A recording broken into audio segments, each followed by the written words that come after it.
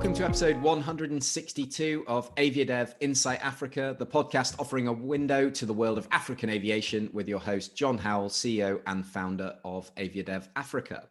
Ahead of the AviaDev Africa online event on the 9th to the 11th of June 2021, we're focusing on organizations that have innovated during this difficult time to provide a truly African-centric offering. And today is no exception, as I'm joined by the Collins Avionics team, where we're going to explore how customer needs are adapting to this new environment and why Collins have specifically made Africa a real focus area for development. In terms of my guests today, I've actually got three guests. I'm joined by Jens Ziesel, who is the Regional Sales Director, Kimberley Patel and Philippe Hervy, who are the Account Directors at Collins Aerospace.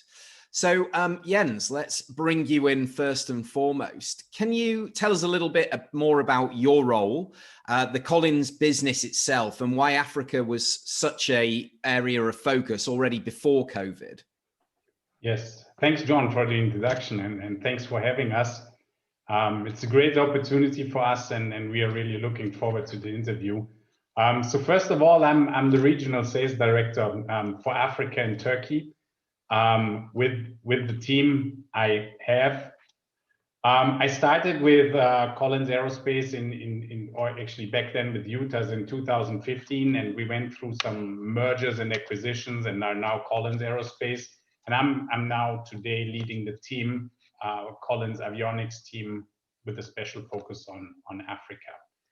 Now, looking at Collins Aerospace as it is today, we are actually 6 strategic business units today, which is aerostructures, interiors, mechanical systems, mission systems, power and controls, and the avionics business unit, which we are part of. Collins Avionics, we always had very good discussions with our customers and operators in Africa. And actually, we have seen the strong demand to apply a special focus. And that demand is clearly driven by our customers and the operators. So this is our answer to it. With a dedicated team we have set up today, we are trying to support, and I think we are doing that as well. We are supporting our customers in a better way than we were able to do that before. And here I really have to thank my team as well, Kimberley Patel and Philippe Hervy, who have that strong focus on our customers and did an amazing job during COVID-19 in 2020 in establishing and building relationships. So in addition to that, Africa has kicked off the African Agenda 2063, which has a great impact on the future of Africa. And we are seeing the first positive outcomes of that. So looking at visa-free travel, looking at continental free trade areas and SATAM agreements, open skies within Africa. So all these are signs and boosts for the aviation industry. So besides the clear customer demand, there are also the facts coming out of where the continent sees itself in 2063. And that's why we are here. That's why we have set up the team. Fantastic. Yeah, it's really exciting times in Africa for sure. And there's so much going on. But of course, the guys that are there that a lot of our audience will have met and will have seen at different events are here with us on the call as well. So it'd be really nice to bring Kim in now. Kim, give us a little bit more info about who you are, where you're based, and obviously what it is that you're responsible for. So hi, John. First of all, thank you so much for the opportunity to be here with you today. I'm really excited to share a little bit about myself and Collins and what we are doing in the African continent. So for myself, I am currently based in the UK, although originally from Zimbabwe, and that's where I was born and grew up.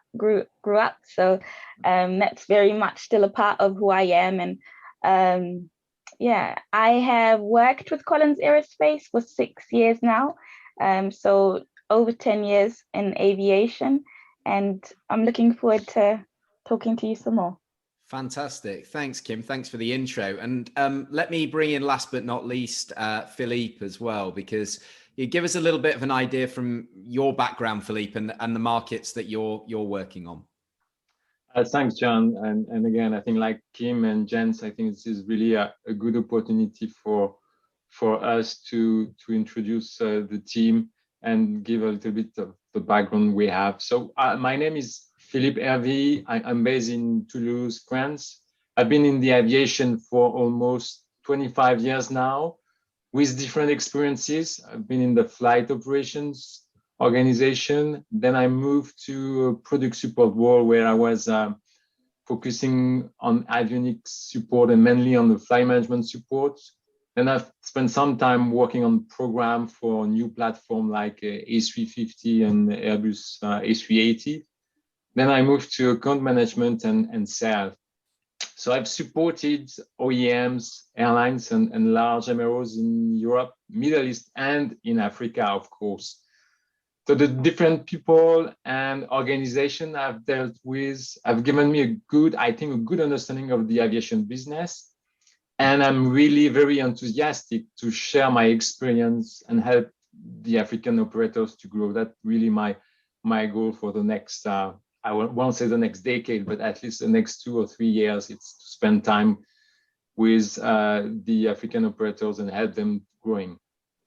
Yeah, absolutely. All of us, we can't wait to be back there on the continent and doing a bit more. Now, Kimberley, I want to come back to you because I just found something out about you, about this Zimbabwean heritage. I didn't know you were born and raised there. So, I was going to ask you what makes you so enthusiastic about working in Africa, but obviously being African yourself, that must be a big part. But what is it specifically? Jens touched on some of the things that are happening on a kind of continental scale, but what is it that excites you the most?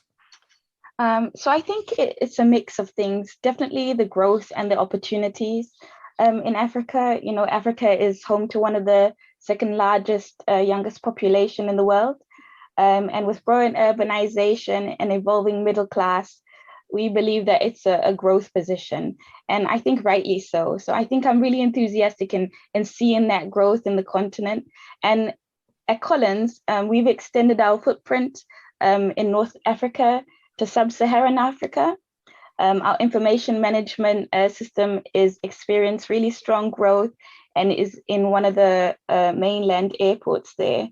So while we are observing the increased investment infrastructure at Collins, I think we're well positioned to participate and provide support to the continent as it grows. And I'm really excited to be a part of that growth. Yeah, I love the term sort of support. Support is absolutely what we're trying to do. It's enabling, it's creating that enabling environment to allow that the great industry to actually succeed, because we know all of the reasons why air transport is so important to Africa and will continue to be post-pandemic as well. So Philippe, coming back to you, let's talk a little bit more specifically about the Collins Avionics product. What value is it that the products through the Collins Avionics sort of element of the business can offer to the African customers specifically? Yeah, so John, thanks for asking the question. So I think that we have a large range of product solution, and we also have a strong customer support organization. And through all those elements, I think we can bring a lot of values to the African operator. So we really have a large state-of-the-art product portfolio that includes communication, navigation, surveillance, connectivity solution as well, and also sensor and fire protection product. And as a major, I would say, aeronautics company, we are continuously investing in those products. So those products meet the latest aeronautical standards and really give all the compliance to the different mandates for the operator. As an example, we are complying with the DO-260B mandate. So now let's give me a few examples of the different solutions So let's start with the navigation. So we have a brand new GPS, the MMR GLU 2100, which comply with the SBAS requirements. So the SBAS is a higher accuracy GPS that allow approaches with no ground infrastructure. So this is really great for secondary airports in Africa. So I think it's bringing a lot of value for the operation to the secondary airport. On top of that, this GLU 2100 increase the navigation accuracy, it enhances the reliability of the GPS, and it brings, of course, I would say that's very key for all the operators, it brings some cost savings. So we really believe this has a significant value for African operators. On top of that, I would add that this product, the GLU 2100, supports the ASECNA roadmap to deploy a SBAS solution to the African continent. If we are talking about now of the ADAP guidance system, this is a very unique system that is available on many of the platforms operating in Africa today. So the ADAP guidance relays the key flight parameters in the pilot's field of view, head up and eyes out of the cockpit. There are a number of benefits with the ADAP guidance. It include the improved situational awareness, the energy management, and the opportunity to operate with minima in low visibility conditions. I want also to touch about the communication side. This is important for the large continent like Africa. So we have a SATCOM Iridium solution that provides coverage in areas where the VHF coverage is low, and we know that in Central Africa it could be the case.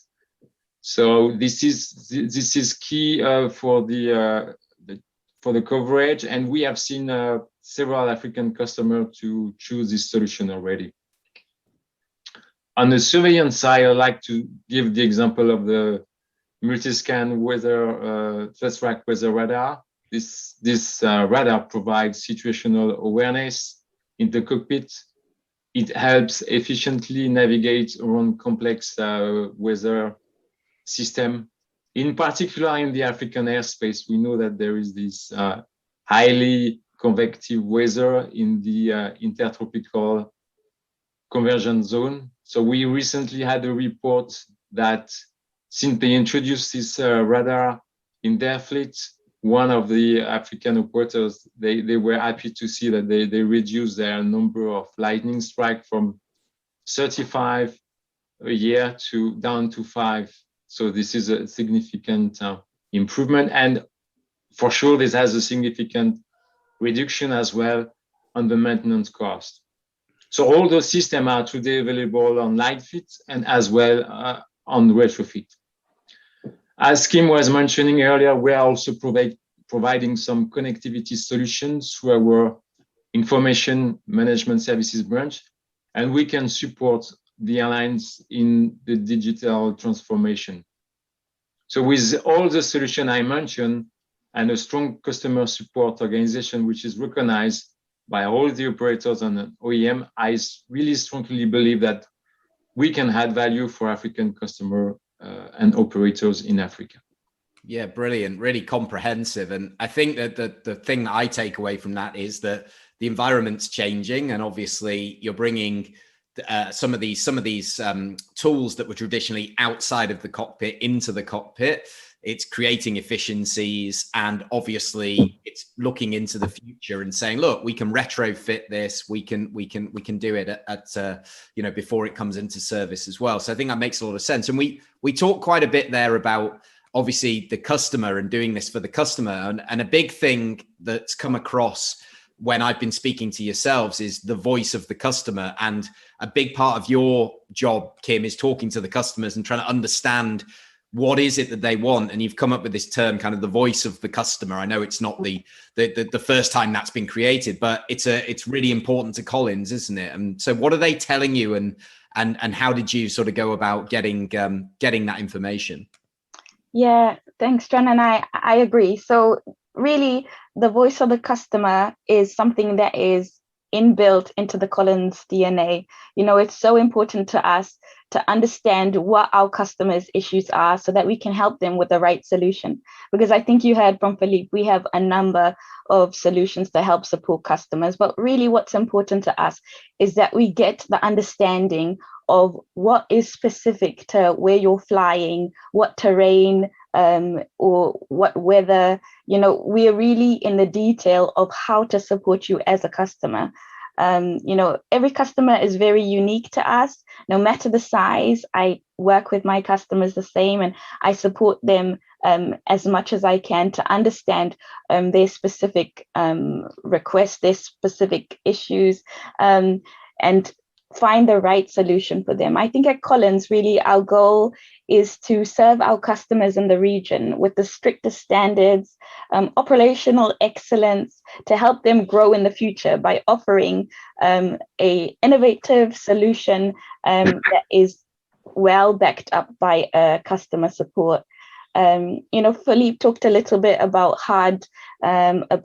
how communications Collins has supporting airlines on the continent. And I think a really good example of some of those things and what we've done in the last year to support customers is to kind of take our portfolios to the customer and then understand what they're looking at. What do you want to do? And then work on a plan with them. And during COVID, I know that that was not something that was comforting for the airline industry, right? A lot of people didn't know when we could fly, what flights were going. And we really took the time to work with our customers on a tailored approach, I would say, where we understood as their flights grew, how we could support them with those aircraft, how we could make anything more efficient for them. And really that is about the voice of the customer for us. It's having that customer-centric approach. It's about tailoring our solutions to the customer's needs.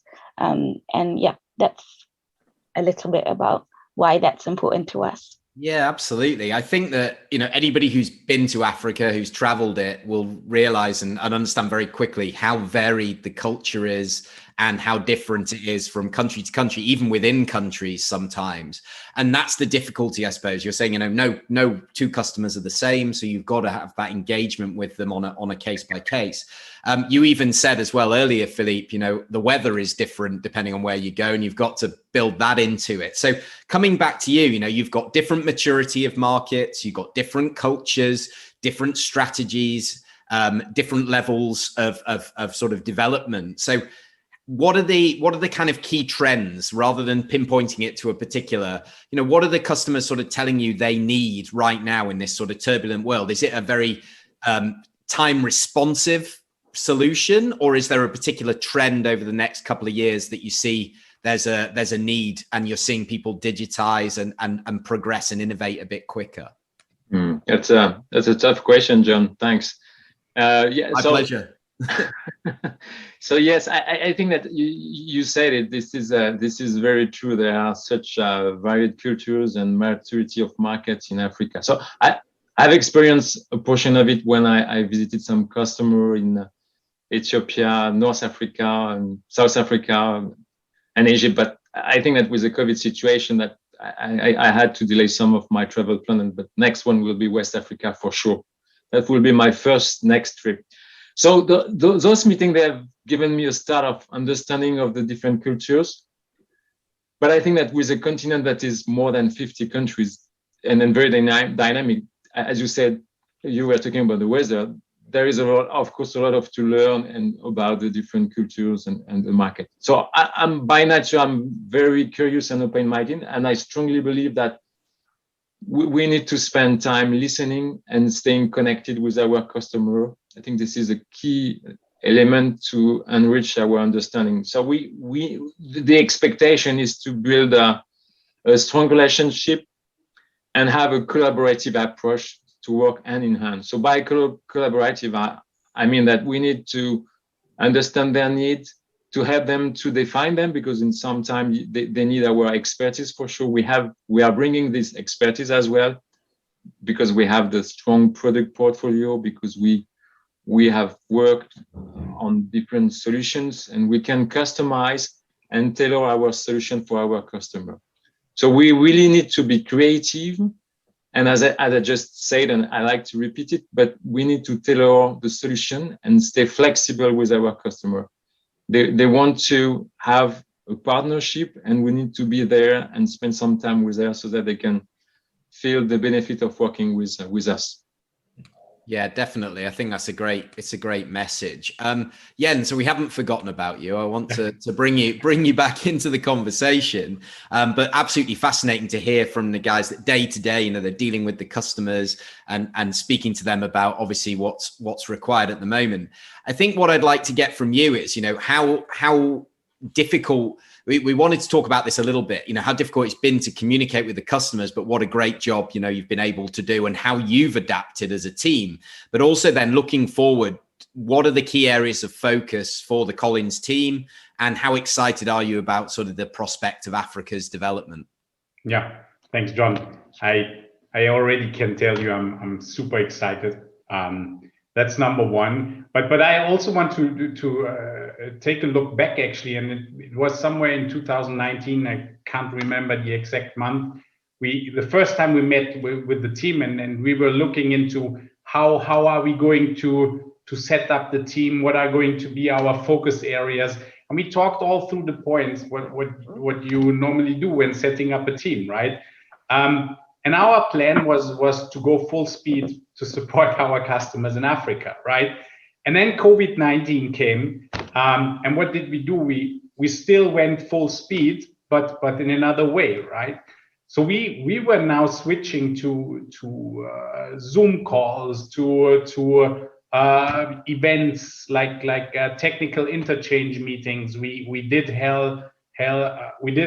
hold Africa webinar, where we had a lot of customers joining. So we had to adapt the way how we are working with customers. And I think looking back to 2020, we did that very, very successfully, thanks to the whole team that is supporting us here doing business. So very, very, very challenging, but as well a lot of positive takeaways. And I think all the examples Kim and Philippe brought from what they have experienced in 2020 during the discussion, I think there are a lot of positive takeaways. And back to your question, so I'm really excited about the African continent and what's going to happen next, right?